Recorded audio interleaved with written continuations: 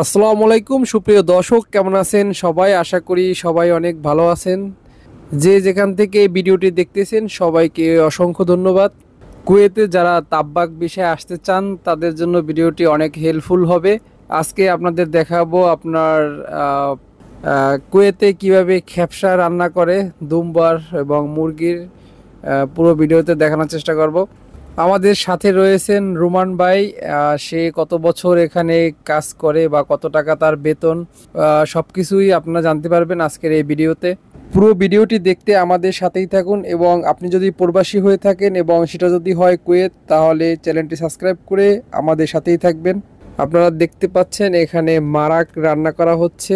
মারাক মানে বলতে টমেটো এবং সবজি মিলে একটা তরকারি রান্না করা হইতেছে এবং তার পাশাপাশি গ্যাপসা রান্না করার জন্য যে মুরগি রয়েছে সেই মুরগিটি পরিমাণ মতো যেটুকু দরকার সেভাবে সেদ্ধ করে নেওয়া হইতেছে।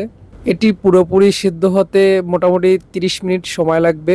এর পাশাপাশি চলেন আমরা রান্নাঘরটা পুরোপুরি দেখে আসি, যেটা কুয়েতির ভাষায় বলে মাতবাক। তো এই মাতবাকে কি কি রয়েছে চলেন এক নজরে দেখে আসা যাক। এটা হচ্ছে ফ্রিজ, যেটা আরবি ভাষায় বলে তাল্লাজা। আমি ভিডিওর শুরুতেই বলেছিলাম এখানে যে ভাইটি কাজ করে রুমান ভাই, তার বেতন কত এবং সে এখানে কত বছর যাবৎ কাজ করতেছেন সেগুলো ভিডিওতে তুলে ধরবো। তো এখানে যে বাইকে দেখতেছেন রুমান ভাই, সে আপনার এখানে 8 থেকে 9 মাস হয়েছে এখানে কাজ করতেছে, একদম নতুনই বলা যায়। সে কিন্তু এই যে কাজগুলো তাব্বাকের রান্নার কাজগুলো সে কিন্তু শিখে আসে না, এখানে আসার পরে শিখছে। হয়তো তার শিখতে হয়তো 2-3 সপ্তাহ লাগছে। তো যেহেতু সে এখানে নতুন, সেই হিসাবে তার বেতন একটু কম। আর কম বলতে আপনার তার খরচ, আপনার খাওয়া থাকা, তারপরে তার আকামা, টোটাল সব খরচ তার মালিকের। তো সব কিছু মালিকে বহন করার পরে আপনার কুয়েতের 120 থেকে 30 দিনার দেয়, যেটা বাংলা টাকায় কনভার্ট করলে 50,000 প্লাস। তো একটা নতুন মানুষের বেতন হিসাবে একদম খারাপ না। এইদিকে তরকারি রান্না কমপ্লিট, যেটা আরবি ভাষায় বলে মারাক। অন্যদিকে মুরগিটাও পরিমাণ মতো সেদ্ধ করা হয়ে গেছে। এখন এটাকে ওভেনের ভিতর রেখে 10-15 মিনিটের মতো ফ্রাই করে নিতে হবে। 15 মিনিট রেখে দিলেই এটি খাওয়ার জন্য উপযুক্ত হয়ে যায়। এভাবেই গ্যাপসা রান্না করা হয়।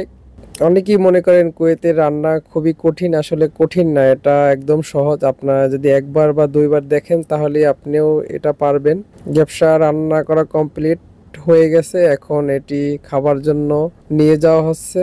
এখানে 5 থেকে 6 জনের খাবার রান্না করা হয়েছে, তবে আমাদের এখানে আমাদের মালিক সহ আমরা 4 জন ছিলাম। খাবারটি আজকে আমাদের দুপুরের খাবার ছিল। তো এই ছিল আজকের ভিডিওটি। যারা গ্যাপসা রান্না করতে পারেন অবশ্যই কমেন্ট করে জানাবেন, এবং যারা কুয়েতে থাকেন বা এই ধরনের কাজ করেন বা কারো যদি এই তাব্বাক কাজের বিষয়ে বা কোনো কিছু জানার থাকে তাহলে অবশ্যই কমেন্ট করে জানাবেন।